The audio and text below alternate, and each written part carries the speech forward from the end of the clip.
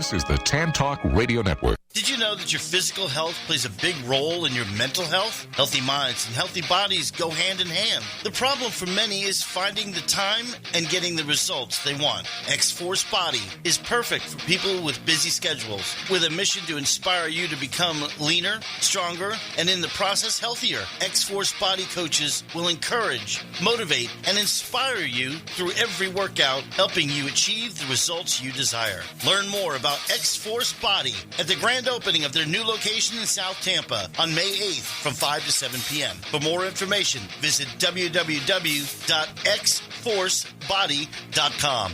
Hi, this is Tiffany Warner, your host of Moments of Clarity. Living with a mental health disorder is not easy. If you or someone you know are struggling with this, please know it's so important to seek treatment, and I'm here to help. Please visit the website at momentsofclaritywithtiffany.com to view blog posts and resources on this site to help educate and inspire you to take action, because there's no shame in seeking help for mental health. While you're there, please take a few seconds to sign up for my email list. You'll get some extremely valuable educational and entertaining content that can be sent right to your inbox each week. Plus, you'll also get instant and free access to my guide on managing your anxiety. You can also follow me on Twitter at MOC with Tiffany and at Facebook at Tiffany Warner. And once again, the website is momentsofclaritywithtiffany.com. Thank you so much for your support and for listening to your show, because change can only come when we stand together as one. This is the Tan Talk Radio Network.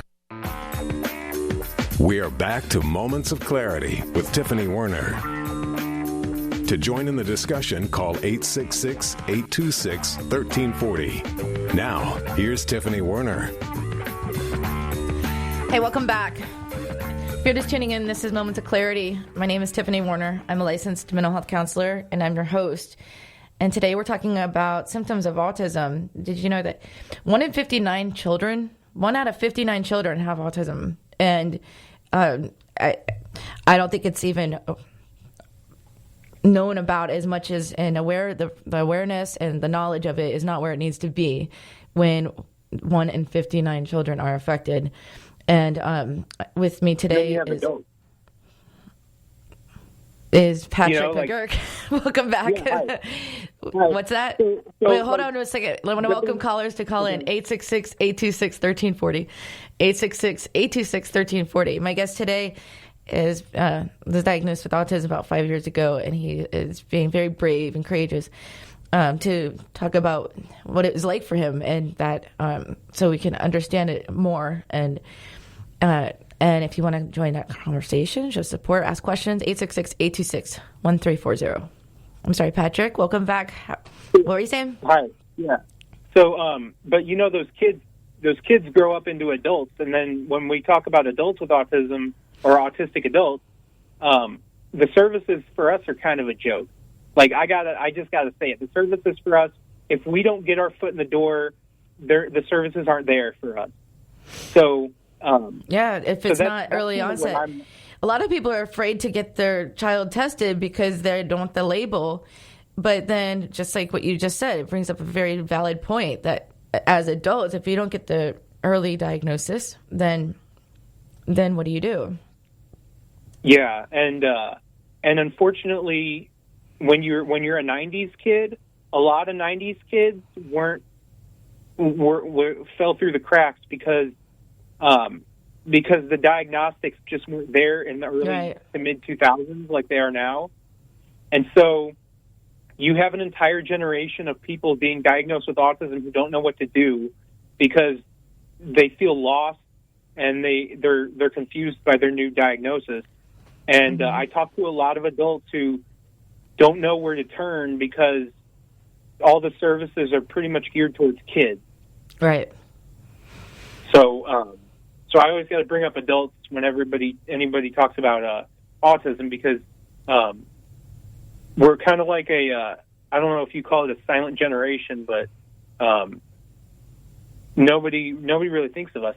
But anyway, you wanted to know about not yet. We're trying to raise awareness and enhance knowledge, because it's not as uncommon as people think. And that's the thing, is that a lot of times it slips through the cracks. People get misdiagnosed, or people ignore it because they're afraid to diagnose. And I know that I I've had clients in my office that you can tell there's something on the spectrum, and so it takes a clinical psychologist that does research and testing. I have to be certified in those testing, not just any licensed therapist. So I can refer them for the testing when I sense it. It's more than an ADHD or anxiety, and it's not bipolar. But then if I refer for the testing and they're afraid to go, they kind of decline it, then they never get the diagnosis that they deserve early on. And it's a lot of times that parents are the stigma. The stigma or the shame with it. Yeah, there's a lot of, I say the worst stigma is self-imposed, meaning if we, like, when I was first diagnosed with autism, I said to myself, like, I didn't think much of it, but I kind of hid it from myself and from people. I denied it because I stigmatized autism. Because I thought, well, I'm autistic, so I'm not going to be able to do what I want to with my life. I guess my life is over. I'm screwed. Or, and that was... You found it like a limitation. Some people think of it like it will be limiting. And now that I've come to fully accept it and accept myself, there's really not much stigma that somebody can throw on me that's going to bring me down as much as any stigma that I would throw on myself. Right. Wow. I'm going to get a bell. It's so true, though. I mean, the stigma is around us, but how we feel about the stigma really impacts us the most. Yeah. Like, if we didn't care, then it would be demolished. But the stigma of worrying about what other people think, the shame, the guilt, or the fear of worrying about what other people think, that's the stigma. Yeah. And it's natural to worry about what other people think because we're a social animal. We're a social species. Mm-hmm. And what other people think can have an impact on us. But anyway, so you wanted to talk about my, like how my school life affected me in adulthood. Right. So when I was in college, I pretty much stayed in my apartment and played video games by myself unless I was in class. I really didn't have any friends. I didn't date. Actually, one time I asked a girl, I said, I have HBO at my apartment. You can come over and watch movies sometime if you want. And, this was my awkward way of asking her out that, is my weird little awkward way. It's like Netflix and chill, but... Yeah, but HBO and chill. And so she laughed and she said, well, maybe we'll see. I don't know. And then she kind of was dismissive about it. And then I said, I don't have HBO. Yeah, I don't have any more. Now that Game of Thrones is over, I don't have any more. That's a whole nother show. People need counseling for that. But go on. Yeah, she kind of dismissed me. And then I felt so bad about that. I'm like, well, I'm never asking a girl out again. And with dating, it's a numbers game. So you got to keep asking girls out. You can't give up because somebody made you feel bad or weird. Right. But I kind of did. And, I keep thinking that if I had, I didn't have any friends in high school. I had a few fair-weathered friends, but they were hit or miss, and they were sort of like, they tolerate me at their lunch table, but that was about it. And so I really didn't have any friendships. And I tell people the one thing that we need to help kids with when they have autism is we need to build them some friendships, because friends will do for your self-esteem what therapy can never do. And if you have friends lifting you up, it's different than if you have a therapist lifting you up, because it just is that's like an old wise saying I learned from a therapist at an alternative therapeutic high school. Is that he said you have to give these kids some friends and you have to give them a hobby. Those are the two most important things for these kids.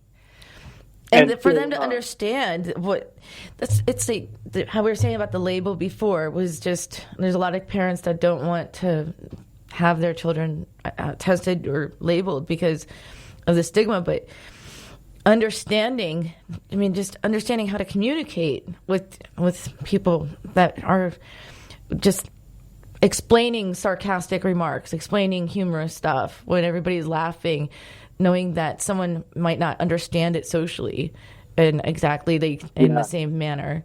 To be able to turn to a friend that has lives with autism. How did you want me to say it?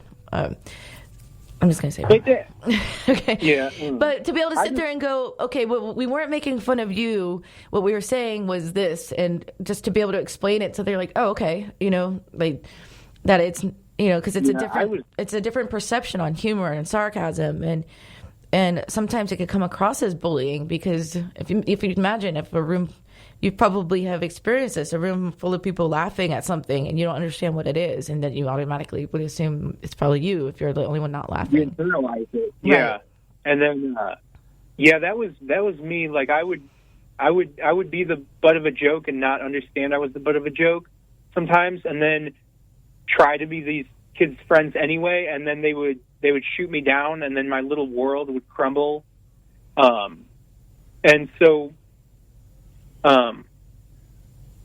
I didn't have any friends in college. I had my roommate was my best friend, and I was a groomsman in his wedding like 3 years ago, and we're best friends now. But he was gone like most of the day, and so I just sat at home by myself playing with my Xbox friends, and then I had my self-esteem. I got to tell you, like, it's been in the last 2 years that my self-esteem has really been healthy, partly because I'm on a mood stabilizer that helps with depression, and partly because I've had 5 years of therapy with an autism specialist who helps me navigate the social world. So I didn't, and the most painful part of college was the loneliness.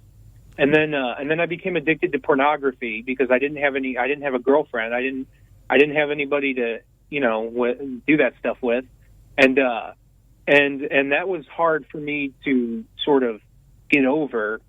And then what else? Well, like, so getting involved with pornography before having a relationship with somebody can be unhealthy as well. Because it's kind of scary. It was very unhealthy.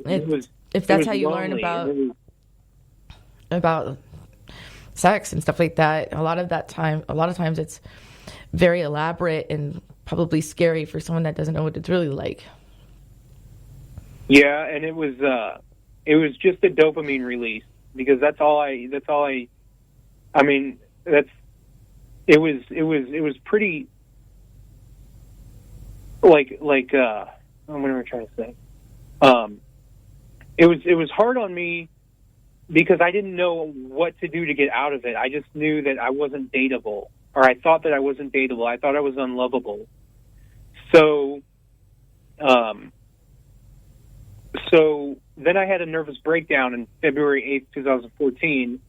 And at this point I gained about 100 pounds in college. So I was 384 pounds in November 2013, according to my psychiatrist. And so I had a nervous breakdown, and I realized that I didn't like the way my life was headed, and really nothing was going to change unless I changed things. And that's something that a lot of people have to come to terms with in their lives. Say that again. Diabetes and heart disease don't care if I try to exercise and I try to lose weight. They only care if I do lose weight. Right. And it's not, it's not about the number on the scale, but at the same time, if the number on the scale is too high, you're risking your health. Mm-hmm. So I decided to lose weight. And so I lost that 100 pounds again. And I got into graduate school, and I started studying my graduate degree. I went to therapy. I did medication. And so what I learned was that